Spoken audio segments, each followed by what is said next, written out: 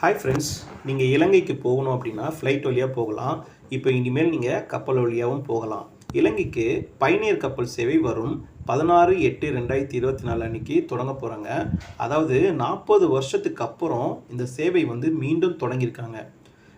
சொல்லணும் அப்படின்னு பார்த்தீங்கன்னா 1982 ராமேஸ்வரத்திலிருந்து தலைமன்னார் சேவைக்கு பின்னாடி முதல் பயணம் போன வருஷம் 2023 அக்டோபர் 14 பயணியர் கப்பல் போக்குவரத்து தொடங்கினாங்க.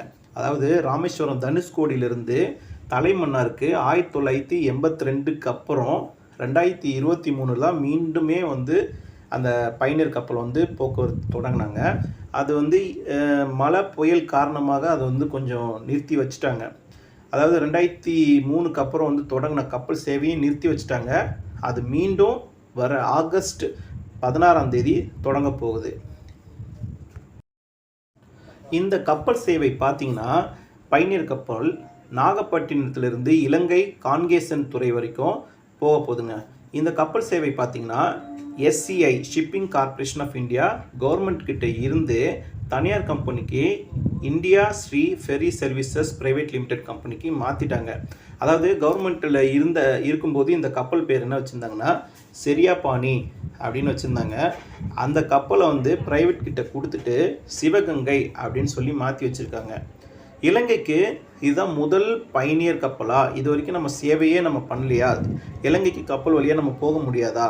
ஃப்ளைட்டில் தான் போக முடியுமா அப்படின்னு கேட்டிங்கன்னா அப்படிலாம் ஒன்றும் இல்லை. இதுக்கு முன்னாடியே நம்ம வந்து இலங்கைக்கு நம்ம சேவை வச்சுருந்தோம். பயணியர் சேவைகள் கப்பல் வழியாகவே போயிட்டுருந்தோம். அது எப்போ, அதே போல் கப்பல் போக்குவரத்துக்கு இது எவ்வளோ கட்டணம், காசு எவ்வளோ ஆகும், எவ்வளோ டைம் ஆகும், இந்த கப்பல் போக்குவரத்து ஏன் நிறுத்தினாங்க, எல்லாமே இந்த வீடியோவில் ஒன்று ஒன்றா பார்க்கலாங்க. 1914 இந்த கப்பல் சேவை வந்து தொடங்கினாங்க. அதாவது ராமேஸ்வரம் தனுஷ்கோடியிலிருந்து தலைமன்னார் வரைக்கும் 1914 பயணியர் கப்பல் சேவை. இலங்கைக்கு 1914 நம்ம கப்பல் சேவை தொடங்கிட்டோம். 1914 தொடங்கப்பட்ட இந்த சேவை 1964 வரைக்கும் நல்லா தான் போயிட்டு இருந்துச்சு.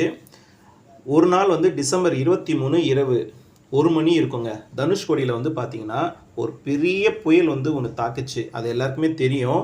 1500 பேருக்கு மேலே இந்த புயலில் இறந்தாங்க. அங்கே இருந்த சர்ச்சு, கோயில், மசூதி, அங்கே இருந்த இடமே தெரியாமல் அப்படியே அழிஞ்சு போயிடுச்சு. அது மட்டும் இல்லை, ராமேஸ்வரம் மண்டபத்திலிருந்து தனுஷ்கோடிக்கு ட்ரெயின் போயிட்டுருக்கு, பாம்பன் பாலத்தில் போயிட்டுருக்கு. இந்த புயல் ரொம்ப அதிகமாக இருக்குதுன்னு சொல்லிவிட்டு அந்த ட்ரெயினை வந்து என்ன பண்ணிட்டாங்க, அங்கேயே நிறுத்தி வச்சுட்டாங்க. அந்த பாம்பன் பாலத்துலேயும் நிறுத்தி வச்சுருந்தாங்க. பட் ஆனால் அந்த புயல் ரொம்ப அதிகமாக வந்து அந்த ட்ரெயினே முழுகிடுச்சு.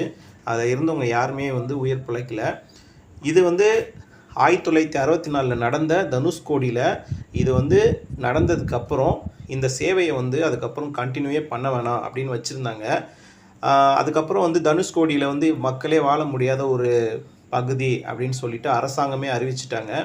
அதுக்கப்புறம் பார்த்தீங்கன்னா 1982 வரைக்குமே கொஞ்சம் சேவைகள் நடந்துட்டு இருந்துச்சு. ஆனால் ஸ்ரீலங்கன் சிவில் வார் சொல்லுவாங்க இல்லையா, அதாவது விடுதலை புலி போராட்டம் அப்படின்னு, அதுக்கப்புறம் பார்த்தீங்கன்னா அது முற்றிலுமாகவே அந்த சேவையை வந்து நிறுத்திட்டாங்க. அதாவது 1982க்கு அப்புறம் எல்லா சேவையும் கப்பல் சேவை போக்குவரத்தை முற்றிலுமாகவே நிறுத்திட்டாங்க. இதுக்கப்புறம் தான் உங்களுக்கு தெரியும் வர ஆகஸ்ட் 16 இந்த கப்பல் சேவை தொடங்க போகுது அப்படின்ட்டு. இதுக்கு எவ்வளோ கட்டணும் அப்படின்னு சொல்லி பார்க்கலாம். கப்பலோட கீழ்த்தடத்தில் எக்கனாமி, அதாவது அடித்தளம் வந்து பார்த்தீங்கன்னா 5000 ரூபாய். மேல் தடத்தில் நீங்கள் போனோம் அப்படின்னா ப்ரீமியம் எக்கனாமி 7500 ரூபாய். இந்த கப்பல் பார்த்தீங்கன்னா 60 நாட்டிக்கல் மைலில் போகும், 111 கிலோமீட்டரில். 3லேருந்து 4 மணி நேரத்துக்குள்ளேயே நம்ம வந்து அங்கே போய் சேர்ந்துடலாம். மேக்ஸிமம் 4 ஹவர்ஸ்க்குள்ளேயே நம்ம போய் சேர்ந்துடலாம். 150 சீட்டர்ஸு. கப்பலோட பேர் வந்து சிவகங்கை. தினமும் வந்து 2 முறை போகும். வாரத்துக்கு 3 நாள் இந்த சேவை வந்து இருக்கும். டைமிங்ஸ்ன்னு அப்படின்னு பார்த்தீங்கன்னா காலை 8 மணிக்கு நாகப்பட்டினத்துலேருந்து கிளம்புற இந்த கப்பல் வந்து மத்தியானம் 12 மணிக்கு இலங்கை காங்கேசன் துறைக்கு போய் சேர்ந்துடும். அதே மாதிரி மத்தியானம் 2 மணிக்கு இலங்கையிலிருந்து கிளம்புற இந்த கப்பல் மாலை 6 மணிக்கு இந்தியா வந்து நாகப்பட்டினத்தில் வந்து சேர்ந்துடும். இதெல்லாம் டிக்கெட்ஸில் நீங்கள் நேரில் போய் வாங்க தேவையில்ல, ஆன்லைன் டிக்கெட்ஸே வந்துருச்சு. செயில் இந்தியா ஸ்ரீ வெப்சைட்ஸில் நீங்கள் போனீங்க அப்படின்னா ஆன்லைன் டிக்கெட்ஸ் வந்து நீங்கள் வாங்கிக்கலாம். டிக்கெட்ஸோட ரேட்ஸ் வந்து அதிலே டிஸ்பிளே ஆகும். எக்கனாமியா ப்ரீமியமாக அப்படின்னு சொல்லிட்டு வந்துடும். நீங்கள் 16th ஆகஸ்ட் நைட்டு 12 மணிலேருந்து டிக்கெட்ஸ் வந்து நீங்கள் வாங்கிக்கலாம். இவ்வளோ தான் இந்த வீடியோ. தேங்க்ஸ் ஃபார் வாட்சிங். சப்ஸ்கிரைப் பண்ணுங்கள்.